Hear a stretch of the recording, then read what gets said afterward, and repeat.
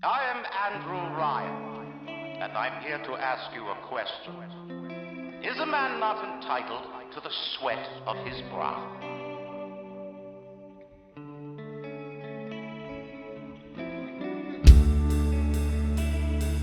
No, says the man in Washington, it belongs to the poor. No, says the man in the Vatican, it belongs to God.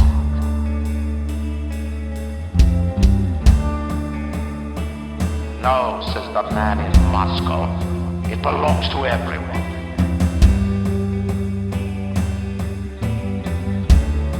I rejected those answers. Instead, I chose something different. I chose the impossible. I chose rapture.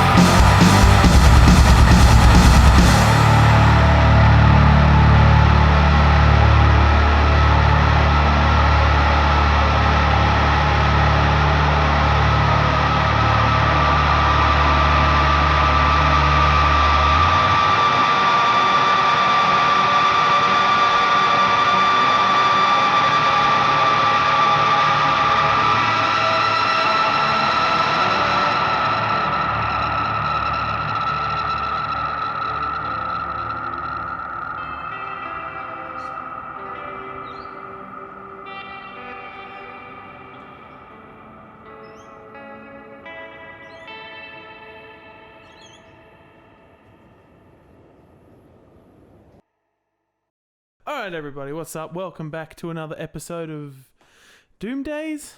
Yeah, I think we'll go with Doom Days. Doom Days for this one. Doom Days for this one.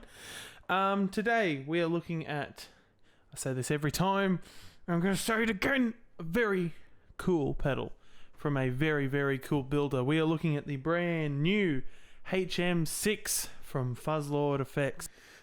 So this pedal was released, maybe a few weeks ago. From time of filming, I spoke to Jason over Instagram. He gave me an awesome discount. on the pedal, sent one my way so we could do a demo. So I guess this is sponsored technically. He's not paying me for the demo, but we do kind of have a verbal agreement. And I'm not one to skimp out on said verbal agreement. So the pedal in question, the HM-6. Now, the keen-eyed pedal aficionados amongst you will have noticed this little bad boy sitting on my amp, and I think it is no secret what the HM-6 is based on is, of course, a modern, updated version of the Boss HM2, but without taking away too much from what is, without taking away too much from what is special about the HM2. This is a 1984 made in Japan one. I really love this pedal. I had a made in Taiwan, an MIT one. We'll go with that. From kind of like the late 80s or the early 90s before this one, but I didn't think it sounded very good, so I sold it, and I kind of just thought I didn't like the HM2 pedals.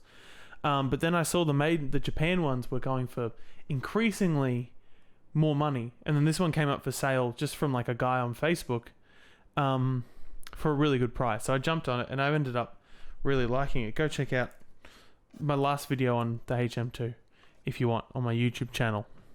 But yes, so I kind of fell back in love with HM2, and then Jason was putting this out, so I kind of contacted him. He sent me the MF4, the Big Muff pedal, earlier last year, so I thought we kind of sorted out something similar.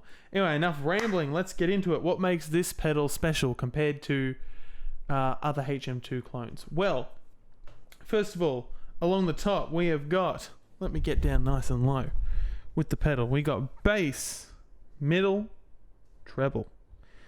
Now, the original Boss HM2 only has bass and treble. Low and high, you know what I mean. So that's very cool. Then we have level and gain down the bottom, and then we also have a clean blend. Now, why would you want a clean blend on a distortion pedal? Well, the HM6 is very kind of, it's known for the chainsaw thing, or the HM2 I should say is known for the chainsaw thing, which is a lot of people buying the pedal would want it for, and if you just want to create disgusting, filthy wall of noise, wall of sound thing, then it's the perfect pedal, but you lose clarity, you lose note definition. If you're playing big chords, you lose the harmony in the chords. It just ends up sounding like a big mush, and you only really hear the highest or the lowest notes. So a clean blend essentially allows you to blend in your clean signal. Now, this has been done before on various pedals. Most standard production pedals that have a clean blend are bass pedals, because that's what you want with bass. You want to keep the clean, crisp low end, but also have like the filthy, and sometimes distortion takes too much low end away, so the bass loses its character. You get what I'm saying? But sometimes, as a guitarist, you might want a clean blend. If you're playing kind of more, I guess you could say like kind of post-rock stuff, shoegaze stuff. The HM2 is very popular with a lot of shoegazers. Belinda Butcher, I believe is her name, from My Bloody Valentine, is quite a famous user of one.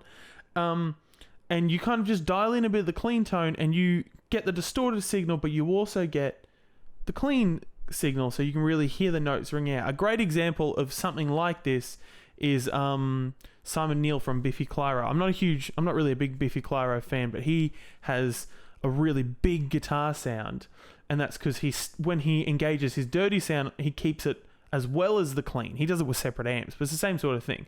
Instead of just putting dirt on and it taking over the clean sound, you put the dirt on top of the clean. So the clean's still there, and then the dirt's also still there, and they're kind of working in harmony.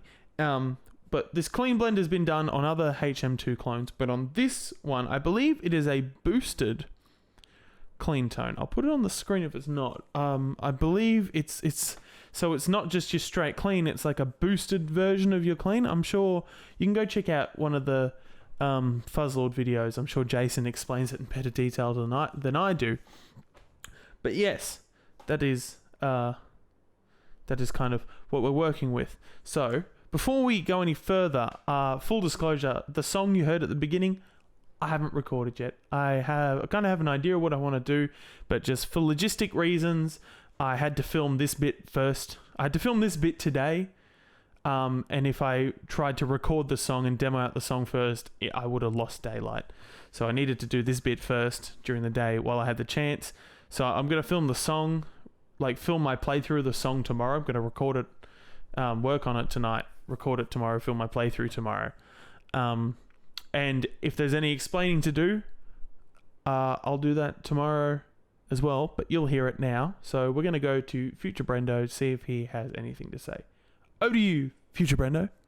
Thanks, past Brendo. Hello, everybody. Welcome to the future.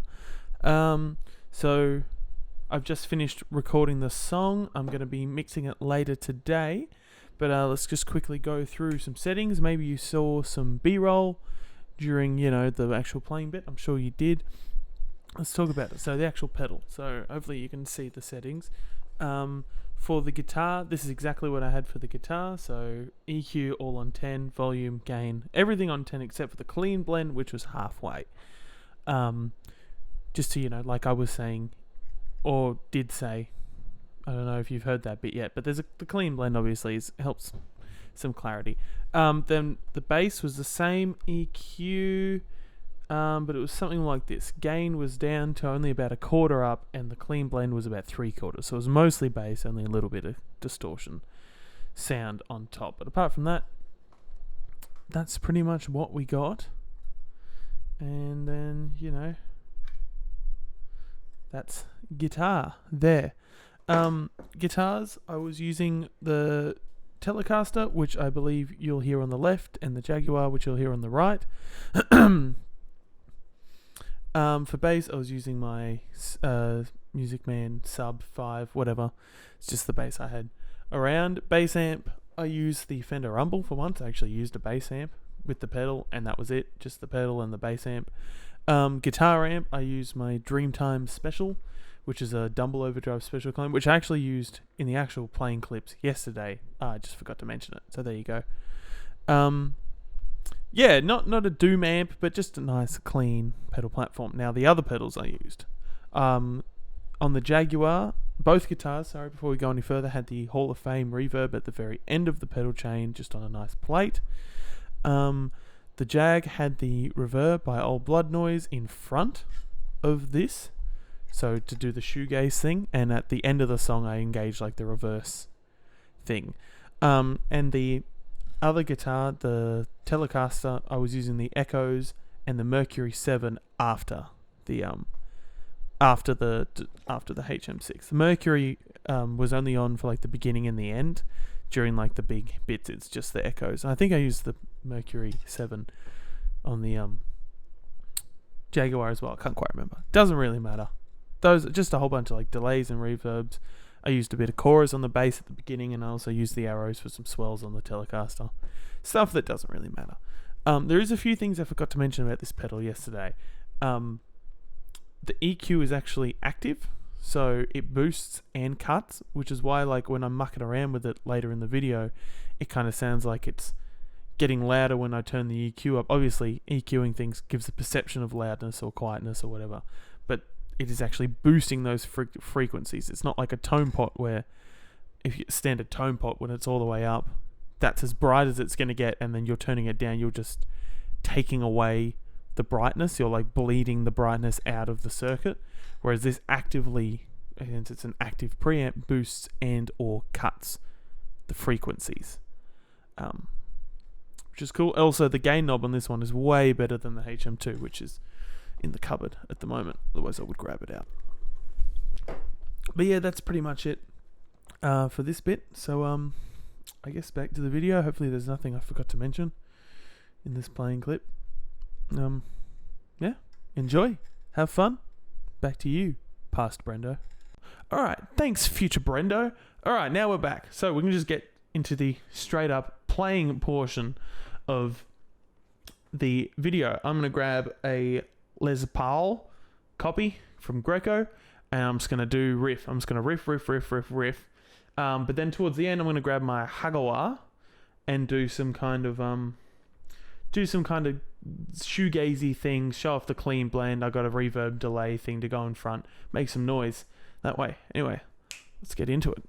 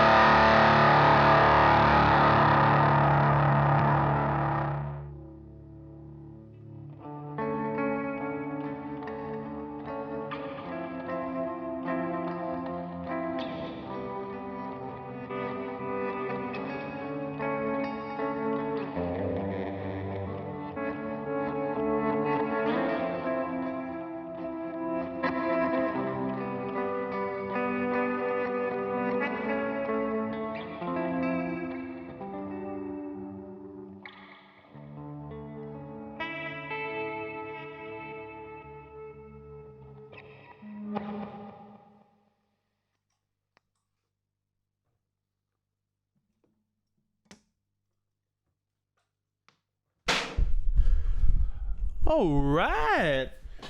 So I think that just about does it for today, man. Sometimes when I'm playing these, doing these demos, playing these pedals, actually, sometimes when I do these demos, it's the first time I'm actually like going through some of the settings, because I haven't had this pedal for that long and I've been busy lately, so I haven't really had a chance to properly.